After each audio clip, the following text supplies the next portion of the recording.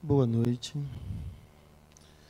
Eu normalmente adoro as figurinhas, mas por questões técnicas, hoje as minhas figurinhas vai ser uma figurona. Dá uma apagadinha aqui.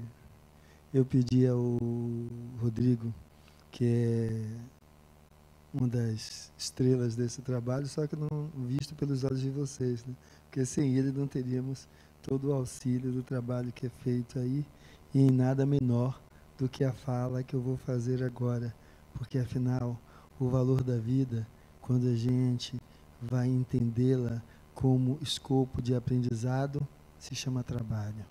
Todo ele é digno e valoroso, porque não é o tamanho que ele tem, mas aquilo que a gente coloca de coração naquilo que a gente faz. O retorno de um amigo, eu acho que para mim tem tudo a ver com isso, porque eu tinha pedido a ele a imagem de um Cristo, de Jesus, mas algo mais humano possível.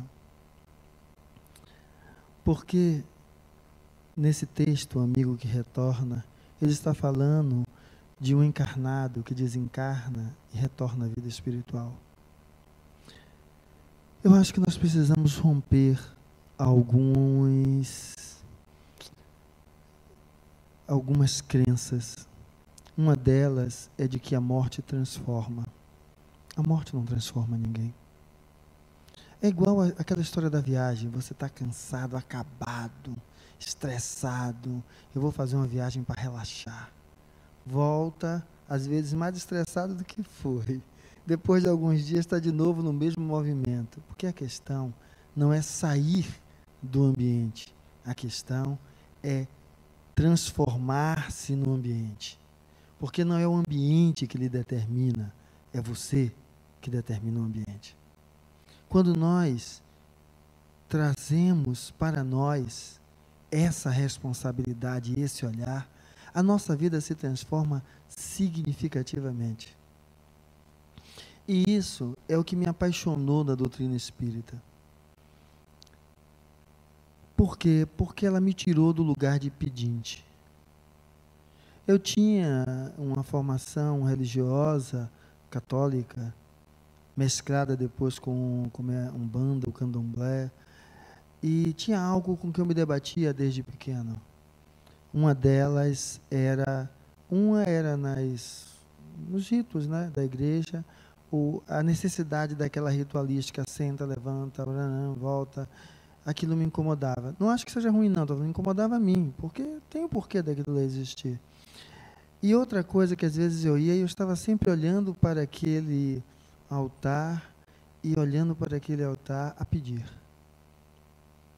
Ou às vezes conversar, né? Eu ficava ali às vezes só conversando, batendo papo, imaginando aquela história ali, trocando um pouco de ideias. Mas havia ainda muito a situação de alguém menor olhando para algo maior. Porque as igrejas são construídas assim, né? Elas dão aquele tom assim de algo maior, do qual você se sinta pequenininho. E quando eu conheci o Candomblé, a Umbanda, era mais uma vez essa mesma situação de você cultuar um Deus. Cultuar um Deus. Era algo que é maior do que você. E dentro dessa prática do elemento mediúnico, uma delas era, porque a igreja católica, ela fala dos santos, que são espíritos. Será que só o espírito do que ela diz que santificou é que pode voltar? Não, os outros também. Era lidar com essa interação. E no meio da Umbanda, do Candomblé, a mesma relação mediúnica, só que aquela relação de domínio.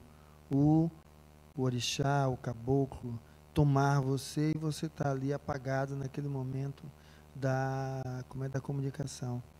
Uma das coisas que eu sempre me perguntava, que as duas situações me incomodavam, certo? Era uma, na católica era o discurso dos escolhidos.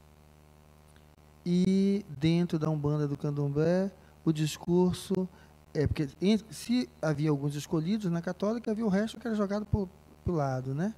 E com relação ao Candomblé e a Umbanda, era de que os escolhidos eram os orixás, os caboclos, os pretos velhos lá, que tivesse ali presente. Porque, se não fosse isso, excluído também. Estou falando da minha leitura, não estou dizendo que essas essas religiões sejam assim, na minha leitura. E o que foi que me apaixonou no Espiritismo? Uma coisa muito legal é que simplesmente a ideia é justamente acabar com isso. Mas para a gente acabar com isso, a gente precisa olhar alguns elementos. Para nós estarmos aqui nesse trabalho de palestra, de esclarecimento, que precede o trabalho lá dentro, e que alguns eu acho que às vezes não dão a devida importância, porque ainda adentram aqui da mesma forma que adentram no meu consultório médico, querendo uma pílula mágica. Não existe pílula mágica. Mas que é um remédio que tome e fique bom, não precisa tomar mais nada. Isso não existe. Todo tratamento, ele consegue se estabelecer a partir do terapeuta fazer a proposta adequada para o contexto do paciente, o paciente abraçar a proposta, se comprometer com ela e fazer ela valer, porque nenhum terapeuta trata ninguém. A pessoa que trata a si mesmo. O terapeuta, ele orienta, ele traz algumas ferramentas, mas que o uso dessas ferramentas está ainda sob a égide do comportamento do outro. Mas, Fernando, a gente vai entrar ali, vai receber um passe, vai receber, o espírito vai ser atraído, não tem nada a ver comigo. Tem sim. Eu acho que uma das coisas que a gente precisa desconstruir é esse espiritual que vive no aquém. Não, o espiritual caminha conosco. Está conosco no trabalho, em casa. E você atrai a si o espiritual compatível com o seu padrão vibratório, que a gente vai entender que é a forma dos nossos pensamentos, ideias, atitudes, configuram um padrão que atrai determinados tipos de espíritos. Muitos deles que já conviveram conosco, outros que não conviveram, mas encontram a similitude e por isso se aproxima. Então, quando eu falo da necessidade da gente desconstruir isso, porque aquela ideia de que eu entro ali, afastam o espírito de mim e aí acabou, ela é fantasiosa. Porque se esse dito mundo espiritual é intrinsecamente conectado com o nosso mundo material, só que nós não vemos, significa que se há alguém e esse alguém recebe um atendimento, entende que precisa tocar a vida de outra forma, mas você continua do mesmo jeito, o que é que vai acontecer? Você vai atrair outro. Ah, mas eu não quero ver, não quero sentir mais nada. A única coisa que muda é que você sentindo, talvez o incômodo faça com que você vá mudando. E quando você não sente, por não sentir, você nem se toca. Porque a finalidade, exatamente, das nossas experiências, é fazer com que nós, a cada dia, comecemos a nos mover na direção de transformar-se.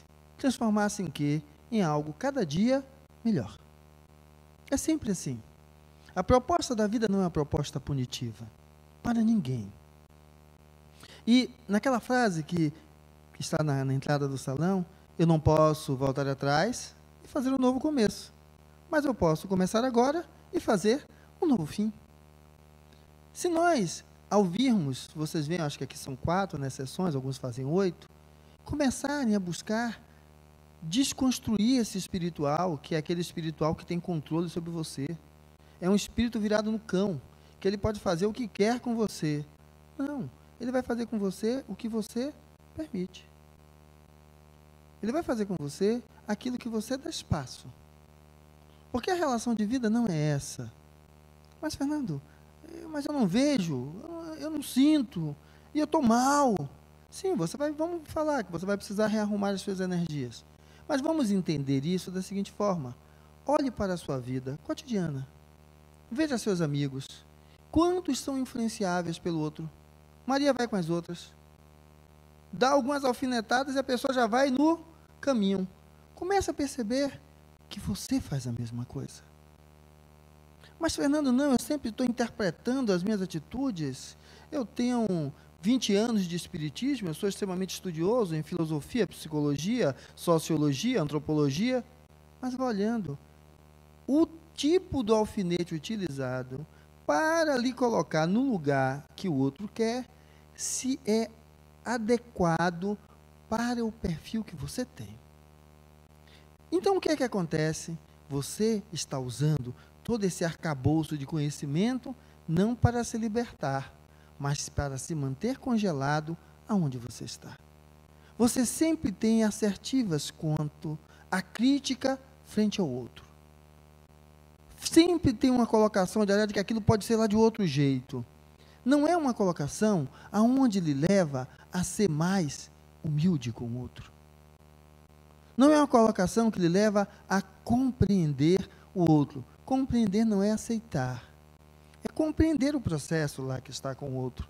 Porque quando você começa a compreender, você vai perceber que há esses outros fatores e que mobiliza e que a pessoa às vezes nem sequer se percebe. Isso não reduz a responsabilidade dela, não. Aumenta a sua, de não querer jogar pedras sobre ela. Então, vamos desconstruir isso. Porque quem mais pode ajudar quem está lá dentro são vocês. Quem mais pode ajudar? Entre naquele salão, não mais querendo se livrar de um espírito.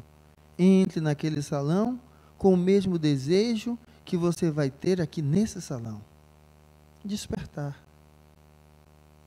Porque se vocês estão vivendo a hipótese de haver um espírito acompanhando vocês, estão vivendo a hipótese de que a vida continua. Então, se a vida continua, como é que vocês estão vivendo suas vidas? Como se ela fosse acabar aos 80? E às vezes a gente sai daqui atropelado, leva um tiro, ou tem um quadro de uma doença infecciosa e morre, e a vida acaba mais cedo. Como é que você está vivendo? Como se a vida se limitasse ao seu corpo físico, ou como se a vida é isso que vai além? Mas aí vocês podem dizer, mas Fernando, como é que é viver essa história da vida como se fosse mais além? Primeiro, se é que a vida continua, significa que eu já vivi, mas eu não lembro. Então como é que eu vou estar aqui projetando algo para amanhã que eu não vou nem lembrar? Certo? Um amanhã que eu não consigo nem alcançar. Pronto. É essa a ideia. Se você foi por aí, segura esse filão. Porque a ideia de desconstruir esse espiritual mágico é essa. Ela se baseia no agora. Ela não se baseia no aqui e agora. É essa ideia que começa a fazer a diferença. Primeiro, quando eu digo que vocês são quem melhor pode ajudar quem está lá, porque imagine, se ele já lhe acompanha, e você está vindo aqui, vai continuar ele lhe acompanhando, até que se resolva o processo dele. Se agora ele começa a olhar para você, e o seu padrão mental mudou, se ele lhe contagia com o padrão dele, e você muda o seu, você vai estar contagiando quem? Também a ele. Mas como eu disse, não é querendo se livrar dele não, é tendo misericórdia para com ele, que só se pode ter misericórdia para com o outro, a partir da ideia da misericórdia para consigo mesmo. Que misericórdia é essa que eu estou falando? A misericórdia do não julgamento, do não julgar. Mas lógico que alguns vão dizer, mas Fernando, não tem como não julgar. Nós vivemos, cada olhar que nós lançamos sobre alguma coisa, há um julgamento ali. Sim, mas eu estou falando não julgar ferrenhamente. Porque é isso que a gente faz. Pega o conhecimento, se acrisola nele, bota uma pompa e a partir dali as coisas não nos acessam. Nós tornamos-nos pessoas tão importantes que não conseguimos mais ser tocados por coisas simples. E como dizia Saint-Exupéry, o essencial é invisível aos olhos, é perceptível apenas ao coração. É isso que nós precisamos trazer a ideia de que a vida continua, de que eu sou um espírito imortal e de que eu preciso olhar mais a vida com o coração. Olhar a vida não como se eu estivesse vivo, certo? Aqui e agora. Mas como o aqui e agora é quem determina tudo que vem pela frente. E o que passou? Tudo bem. Porque imaginemos que estão vocês, imagine que temos uma plateia com 3 andares além do de vocês. Aqui. E vamos entender agora essa ideia. A vida continua. Então, quando você desencarnar, sua vida não acaba. você vai despertar em determinado momento, algum espaço, algum tempo dormente, né, até conseguir despertar, mas vai despertar. No momento que você despertou, como você vai se guiar? Não tem como dizer. Pensando lá na frente, não. Agora, olhe para a sua vida agora. E aí imagine, quando você está no meio de uma tormenta, como é que você se comporta? É assim que você vai acordar do lado de lá, se você acordar numa tormenta. Quando você está entre disputas, como é que você se comporta? É assim que você vai acordar lá, quando você despertar, se você estiver no mesmo ambiente. Pô, Fernando, é aquela história dos bons irmãos que recebem a gente, botam a gente no colo, ajuda, dá remédio. Vamos lembrar de um romance muito conhecido, que é O Nosso Lar, virou tema de cinema. Quantos anos ele levou? E olha que é um espírito que a gente tem uma reverência significativa, o André Luiz. Quanto tempo ele levou lá, no umbral, vivendo no meio daquele lamaçal todo, até despertar. E aí, quando ele desperta, que ele recebe ajuda, ele diz, por que vocês demoraram tanto? E aí, o amigo diz para ele, não, nós viemos aqui todos os dias, só que você não enxergava. É quando nós pegamos esse nosso conhecimento, que dá esse enaltecimento, da gente se achar algo melhor do que o outro, ele leva um tempo para ser desbastado. Até nós entendermos que não há essa diferença. E aí nós aceitamos a ajuda. E esse aceite da ajuda faz com que nós possamos ver a ajuda agora, mas que sempre esteve presente, querendo nos auxiliar. Por quê? Porque essa crença desse espiritual mágico que quer nos destruir é uma distorção. Porque existe um espiritual que quer nos ajudar. Será que nós fomos miseráveis a vida inteira? Brigamos com um, com o outro ajudamos. Então existem espíritos afins que também oram por nós. Nós temos uma família espiritual. Mas, Fernando, e se eu era miseravão? Mesmo miseravão. Você acha que os grupos não buscam se auxiliar de alguma forma? Porque continua. O que há do lado de lá é a mesma coisa que há aqui.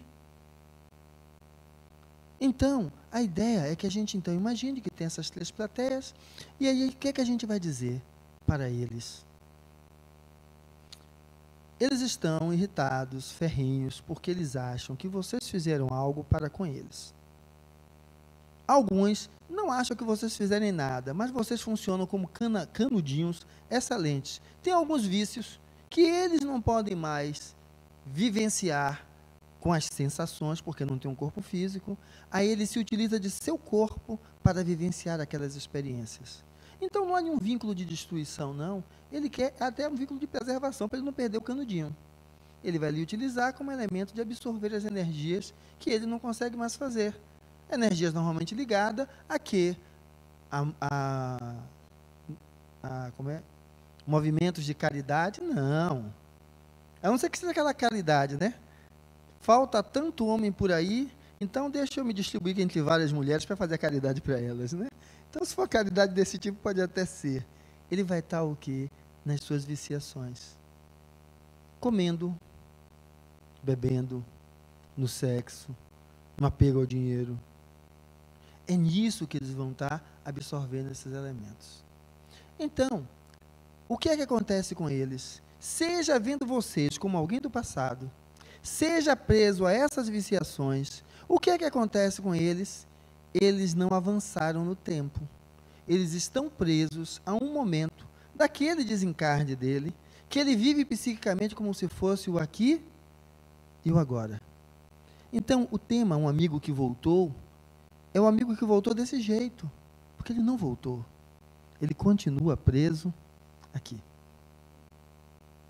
Mas por que eu estou falando isso e que o principal tratamento, abordagem terapêutica é sua? Porque é o seguinte, quer queira, quer não, uma certeza, esse corpo físico você vai se despedir dele. Ele vai morrer. Você não, mas o seu corpo sim. Talvez alguns tenham o prazer de envelhecer, outros não.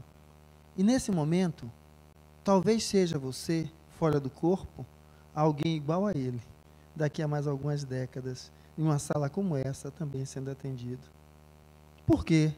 Porque essa oportunidade que eles, dessas 3 plateias, estão proporcionando, de vocês despertarem para que a vida continua, não está sendo bem utilizada. E aí vocês vão precisar retornar a essas dores até despertar para o que ela é.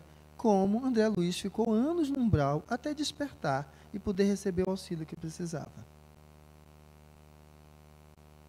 Porque veja, eles estão assim hoje porque viveram assim ontem.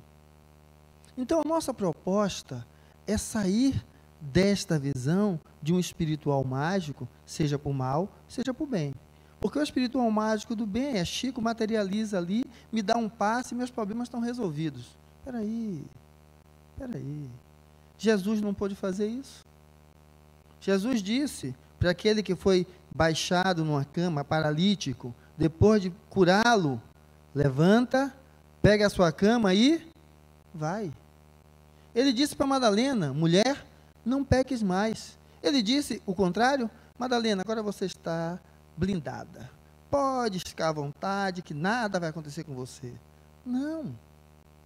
O trabalho de autotransformação é nosso. É nosso.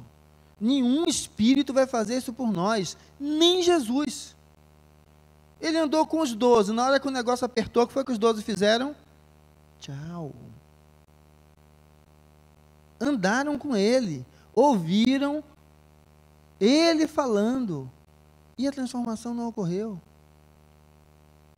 Porque não é uma transformação mágica, é uma educação de instintos. É uma educação de elementos que lhe move, sem você às vezes sequer perceber. Então, a primeira coisa é, imagine agora você como esse espírito imortal. E aí perceba como é que você está atuando no seu trabalho. Como é que você lidar com aquele funcionário que é relapso? Como você lidar com um funcionário que é pontual? Como é que você lidar com aquele funcionário que parece a pedra no seu sapato? Como você lidar com aquele funcionário que é bajulador? Como você lidar com um chefe que pisa em você? Como você lidar com um chefe que valoriza você? Esses elementos que você pode reconhecer a partir de um olhar sobre o seu contato com o outro, vai revelando a você o seu modus operandi, o seu jeito de ser. E é isso que a vida nos convida a fazer alguma transformação. Porque eles estão aí nessas 3 plateias acima e lhe trouxeram aqui porque eles têm os interesses próprios dele. Mas a vida não permite a ele que faça isso para que ele se vingue, ou para que ele apenas se aproveite das energias que pode sorver através de você. Não. A vida dá a ele essa oportunidade porque nós só nos transformamos nessa relação mútua de um com o outro, porque não é mágico. Aí por isso que eu disse que vocês são os melhores terapeutas para eles. Busquem ler livros que tragam a vocês uns insights para assumir uma postura mais edificante, mais digna, mais fraterna, mais compreensiva para com o outro e para consigo. Não fique esperando que é uma palestra que vai fazer a mágica. Não, ela é apenas um insight para que você corra atrás do seu negócio. Como Jesus fez, levanta, pega a sua cama e anda. Ou seja, corre atrás da sua vida, vai arrumá-la. O trabalho que vocês vão receber lá dentro, entrem com essa comiseração pelo Espírito. Porque se vocês forem pegar e dar uma linha de estudar ou rever alguns valores, vocês vão ver como é difícil, como há distância enorme entre você ler, entender, achar que é bom e você fazer. Essa distância não é pequena. Então reconheça essa distância em você, e quando você entrar naquele salão, esse sentimento de que mudança exige um esforço, e que esse esforço, ele se torna mais leve, quanto mais você olha e julga o outro de uma maneira mais tênue. Porque o Cristo disse, meu fardo é leve e meu jugo é suave.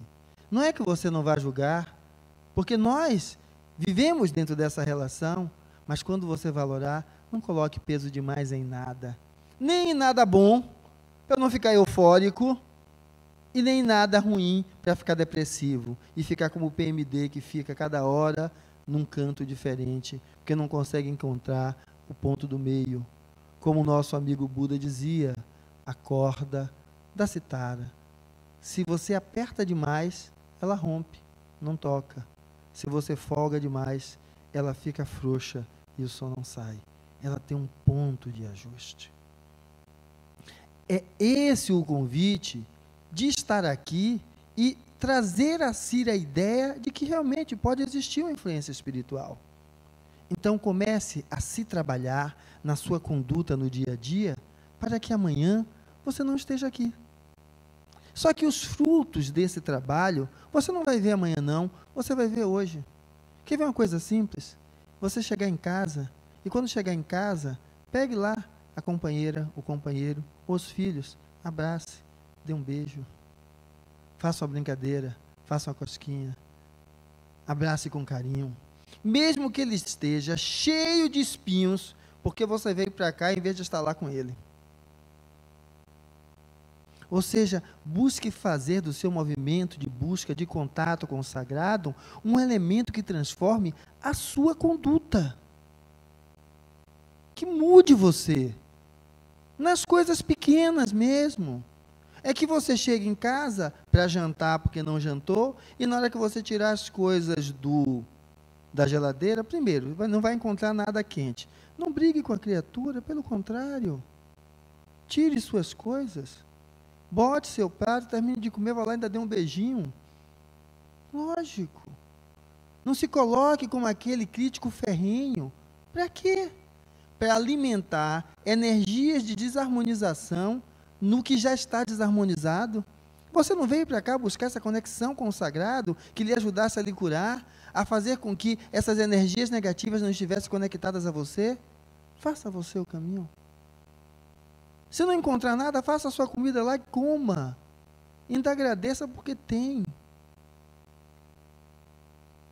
Agradeça porque suas mãos não estão paralisadas, você não fez aquele AVC que você vai fazer.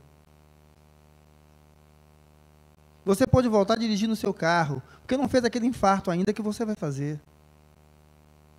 Então, aprenda a agradecer a vida. Aprenda a trazer este olhar de que a vida continua como um elemento que lhe impulsione a ser melhor. E aí você vai estar funcionando como elemento terapêutico para eles também.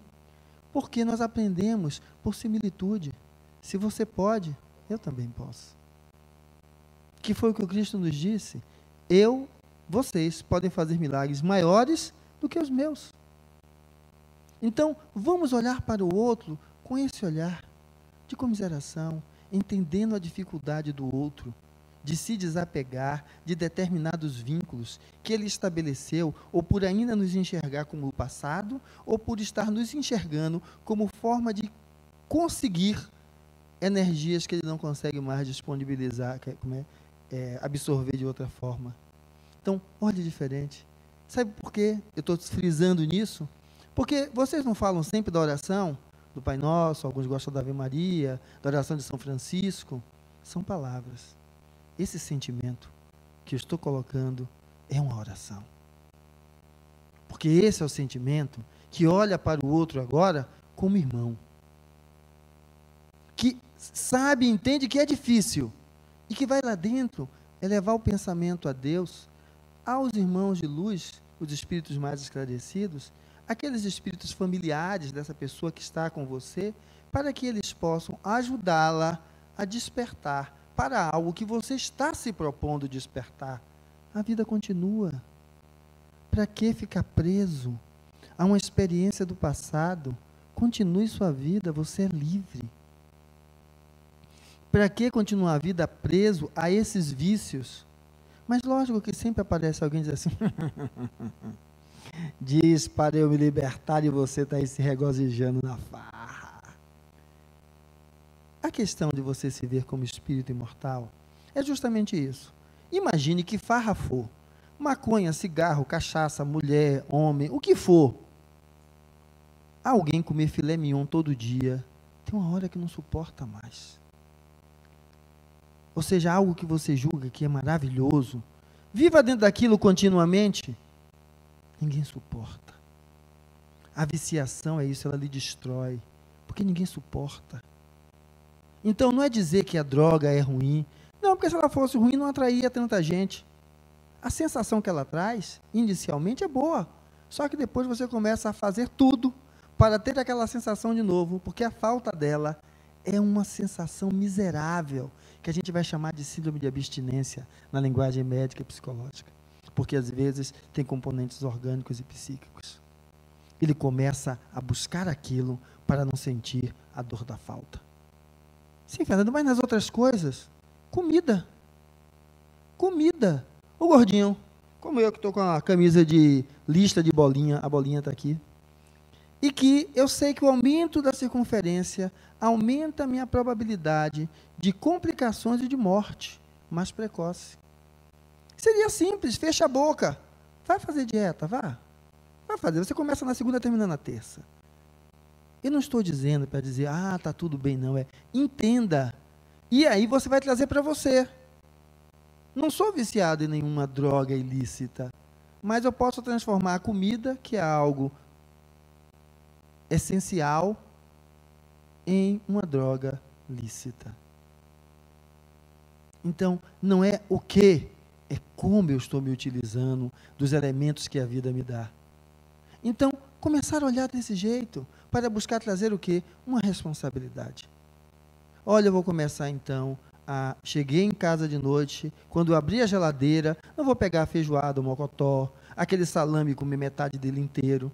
Não, vamos começar a criar um pouquinho de consciência, comer uma coisa mais leve. Afinal, passou 200, tem refluxo esofágico, passa mal quando come demais à noite. Mas, Fernando, você está falando de coisas do cotidiano. É isso. O espiritual não é nada mágico, é o cotidiano.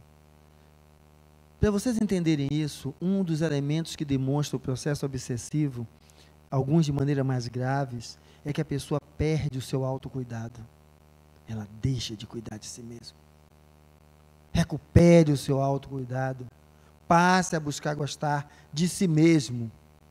E aí, não fique mais querendo se enquadrar em um padrão, mas buscar soluções de saúde para você.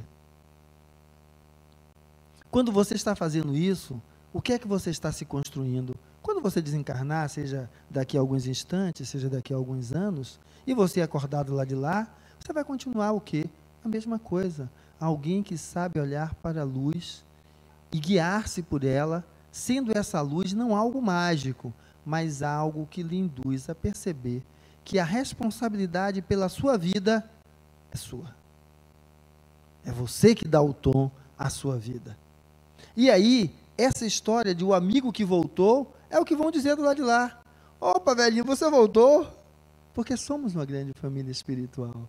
E aí a gente volta tendo aprendido. E não apenas tendo sofrido. Porque o sofrimento não ilumina ninguém. O que ilumina é a transformação que você faz a partir do insight que lhe leva a despertar de que você estava em uma zona de conforto, se mantendo ali, porque não queria fazer o esforço do despertar da mudança, que é o mesmo que esse desencarnado que está aí junto com você está fazendo. Ele não percebeu que ele está sendo marionete de alguém, como você não percebe que está sendo marionete de alguém, de quem quer lhe prejudicar, porque você se mantendo como está, ele se manterá vinculado tal e qual. Porque o vínculo que o conecta é a sua forma de pensar, agir, interagir com o outro. Esse padrão psíquico é que é a fonte de conexão. Mas então quer dizer que não tanto faz estar aqui ou não? Para você, tanto faz. Para essas 3 plateias que estão aqui, faz uma diferença. Porque vocês estarem aqui, veja só por vocês estarem aqui, gera uma energia de desejo de cura significativa. Porque esses espíritos, muitos são doentes. e faltam nele o desejo de vida, o desejo de cura, de sair daquele lugar. E essa energia que apenas está presente por vocês estarem aqui, é utilizada pelos espíritos para fazê-los despertar. E eles despertando vão deixar de apurrinhar vocês, porque ele vai seguir a vida dele. Ele vai, na realidade, libertar a ele, não a você. Aí você vai passar um tempo tranquilo, bem, na boa, porque leva um tempo para esse padrão que você está mantendo atrair o quê? Outro similar, às vezes pior. E aí você vai voltar para o mesmo ciclo de novo. Então a ideia é justamente fazer a diferença. É que, por ter vindo aqui, o amanhã já não é mais igual. Já não é mais igual. Existe um mundo espiritual para temê-lo? Não. Existe um mundo espiritual para você ficar pedindo, pelo amor de Deus, me ajude? Não. Existe um mundo espiritual porque a vida continua. E aí, quando eu oriento os meus pensamentos, as minhas ideias, as minhas atitudes voltadas para coisas construtivas e não para a crítica e destruição do outro, ou para me nutrir daquilo que é do outro, eu estou construindo transformações e mudanças na minha vida. E é essa mudança que faz a diferença. Que aí então vai fazer a diferença se você chegar em casa e não brigar com o marido. Chegar em casa a saber abraçar os filhos, acolher o choque de gerações, eles com 16, 18, 20 e você com seus 40, 50. Onde você vai entender que são olhares diferentes. Que ele precisa construir a identidade dele, senão ele vai ser eternamente filho de fulano ou filho de cicrano. Ele precisa ser quem ele é. E essa moção dele de ser quem é, você poderia absorver para você, em vez de brigar com ela. Quem é você? Quem é você? Você é aquela pessoa que é mais uma vez um molde do outro. Se veste como a moda manda, se agora é preto, se agora é branco. Se a moda é ter barriguinha de Barbie, vamos embora viver em função disso. Mas, Fernando, eu sou gordinha. Mas aí vive um pesadelo mental porque não é Barbie. Está vivendo Barbie do mesmo jeito. Ou correndo atrás dela, ou fazendo de conta que ela não existe. Em vez de adequar-se à estrutura e compleição que seja adequada para a sua conformação física. Ah, o legal é tomar um vinho. Vinhos maravilhosos. Espera aí. Quanto mais caro você acha melhor. Não é pelo sabor, não. É pelo nível que aquilo que você está fazendo dá de percepção ao outro de que patamar da sociedade você está. Espera aí. Seu filho, seu adolescente não está buscando uma identidade? Busque a sua. Busque a sua. E você vai estar ensinando a esse espírito que está ao seu lado, para que ele busque a dele. Qual é a identidade dele? Eu fui sua mulher no passado, e você me traiu, me deixou na sarjeta, me trocou por outra. Oh, minha filha, não é isso não. Você é um espírito imortal. Foi mulher dele naquela encarnação passada, e na outra, e na outra, e na outra. Então você não foi nada dele. Ele foi uma ferramenta de aprendizado para que vocês crescessem juntos. Você é mais do que isso. Toque sua vida. Olhe quantos tem ao seu redor que você não consegue enxergar que quer lhe ajudar. Vá adiante, a fila anda. Então você começa a libertar a você. Aí sim, aquele passe que você vai receber lá dentro ganha uma potencialização fantástica. Por quê? Porque o passe vai buscar infundir energias de harmonização, equilíbrio, convicção, autodeterminação, perseverança, que lhe auto-alavanque a buscar fazer o que você precisa fazer de mudanças em você. Aí imagine, você recebe essas energias e seu psiquismo está agora vibrando desse jeito. Aí, esse auxílio é mais efetivo. Efetivo para você e efetivo para quem está lá também. Porque quando você começa a já entrar no salão com esse diferencial, essa energia de vocês, presente lá dentro, pode ser utilizada para ajudar a despertar esse amiguinho que está junto de você e que não consegue perceber o valor de tudo isso. Então, vamos entender que espírito é gente. Gente igual a gente. E que nós podemos falar com o espírito como falamos com qualquer pessoa. Ah, mas tem que tomar cuidado, senão ele lhe domina, ele lhe fascina. Do mesmo jeito que eu tenho que tomar com o encarnado. Se eu deixar o encarnado me leva para a baia de achar que Lula é a salvação, Aécia é a salvação, Marina é a salvação, e continua me levando para um lugar que eu esqueço de entender que se há salvação, a salvação sou eu. Porque a vida que eu vivo é aquela a qual eu me determino. Mas, Fernando, tem uma influência política, tem as questões de saúde pública, de moradia. A vida que eu vivo é a vida que eu me autodetermino. Eu posso acordar de manhã cedo e ser daqueles perfeccionistas que quer um suco de laranja perfeito. Só que o coador, aquele que faz o espremedor de laranja é a peneira furou. Eu posso espremer a laranja e tomar ela cheia de bagacinho e sair feliz da vida. Tomei um suco natural. Tranquilo. E eu posso sair e começar o dia já de mau humor, irritado, porque a praga daquela empregada rasgou a peneira e não me avisou antes. Ela sabe que eu só gosto de suco sem bagaço. E passo o dia todo mal, espraguejando a vida e o mundo. Mas, Fernando, tem a condição, sim. Ah, veja, a gente sai e se estressa aí com esse engarrafamento todo. Posso, sim. Eu posso chegar e dizer o seguinte: a minha vida não tem valor nenhum. Eu vou dar para que as pessoas definam como ela vai ser. E aí um me corta, eu chamo ele com alguns palavrões, saio correndo para tentar cortar ele de novo. Ou o contrário, ele passa na minha frente e me corta, quase subindo meio fio. E eu digo, meu Deus, para eu fazer aquilo eu precisava estar meio abilolado, cheio de coisa na cabeça. Que Deus ilumine essa criatura, para que ela não faça uma besteira lá na frente. O evento foi o mesmo, só que o meu dia vai ser diferente. Mas, Fernando, você está trabalhando, seu chefe é miseravão, promove todo mundo e persegue você. Aí, em vez de eu chegar na empresa e começar a falar mal do chefe, desejar o mal dele, querer que ele quebre as duas pernas, ou ter então aquela menção que é extremamente glamurosa do espírita, de algumas outras religiões. Eu peço a Deus que você tenha em dobro tudo o que você me deseja. Não, eu olho para ele e digo, para alguém estar assim, tem que ter uma mente muito pequena, presa a coisas que vai deixar ele depois acorrentado a dores que eu também não quero passar.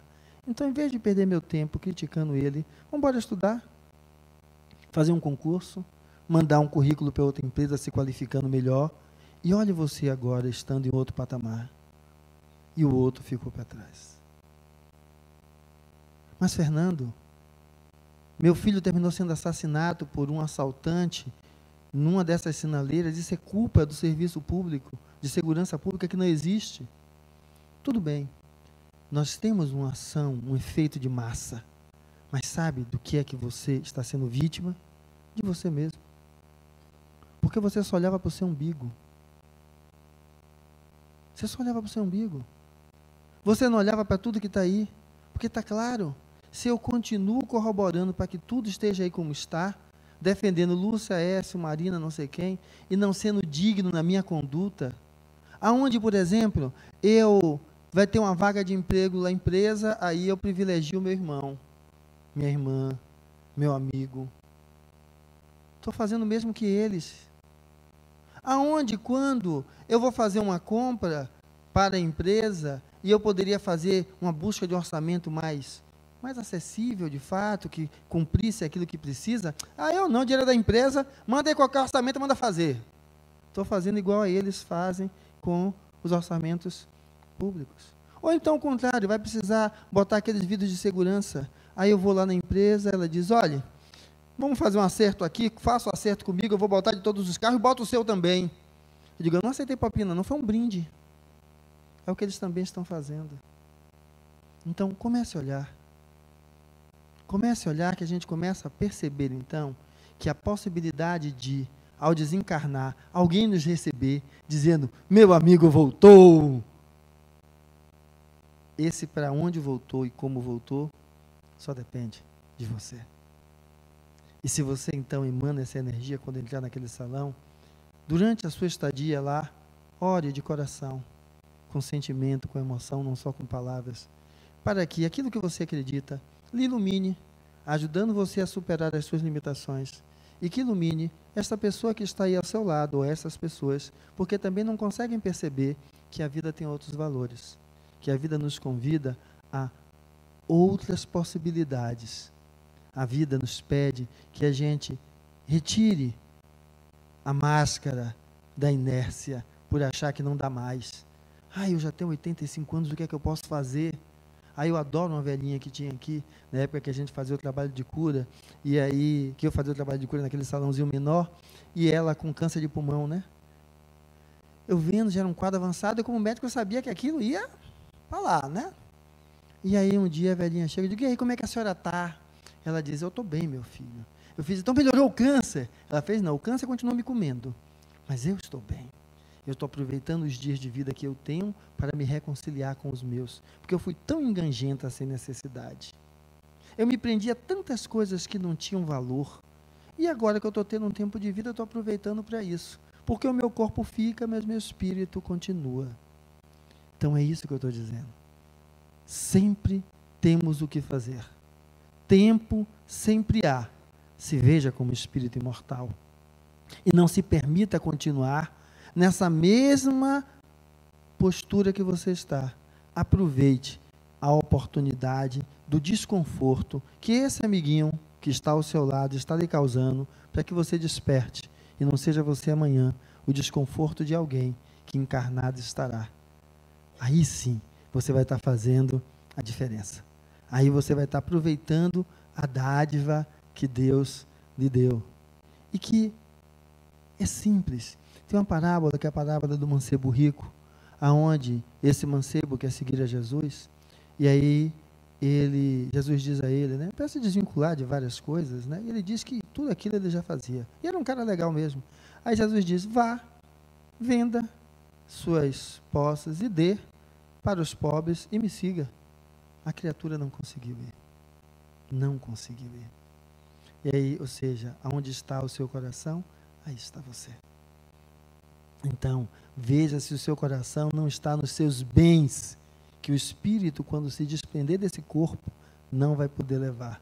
Ou se o seu coração está conectado aos bens, que quando o seu espírito se desprender desse corpo, vai levar consigo. Que talvez seja de um olhar para com o outro mais caridoso, mais fraterno, mais amoroso, que possa então assumir com você mesmo a responsabilidade de que sempre é possível fazer um amanhã melhor, começando hoje, agora, aqui.